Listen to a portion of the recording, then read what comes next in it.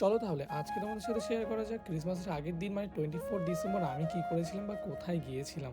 তো প্রথম থেকে শুরু করি। প্রথম থেকে বন্ধুরা আমি বেরিয়ে পড়েছি বাড়ির থেকে খুব কাছে শহর মানে ময়নাগুড়িতে। তো আমি প্রথমে ওখানে চলে গেছিলাম সন্ধ্যে নাগাদ একটু। তো সন্ধ্যে লাগার একটু আগে।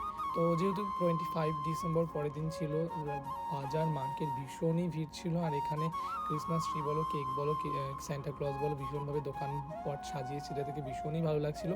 আর সন্ধ্যেবেলা লাইটিং দিয়ে সাজালে ভীষণই ভালো লাগে। তো আমি পুরো জায়গাটা ঘুরলাম। আর আমি মেনলি গেছিলাম হচ্ছে কোথায় কীরকম সাজিয়েছে সেটা একটু অ্যাডভান্সলি এক্সপ্লোর করার জন্য, তোমাদেরকে তুলে ধরার জন্য। তো যাই হোক, এখানে একটু মার্কেটটা ঘুরে দেখছিলাম, প্রচুর ঠান্ডা ছিল। আমার পুরো আউটফিট দেখে বুঝেই গেছে পুরো কান মুখ ঢাকা।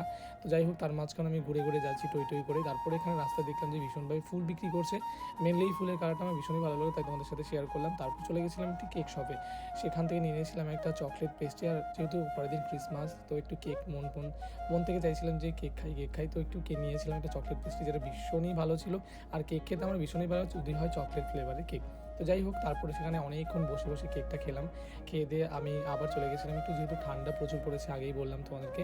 তারপর গরমা গরম এক প্লেট চিকেন স্যুপ নিয়েছিলাম। তো খেতে খেতে আজকের ব্লগ শেষ করছি। আর হ্যাঁ, কোথায় গেছিলাম জানতে হলে অবশ্যই আমার চ্যানেলে সাবস্ক্রাইব করে পাশে থাকা বেল আইকনটিকে বাজিয়ে দিও। তো আজকের ব্লগ শেষ।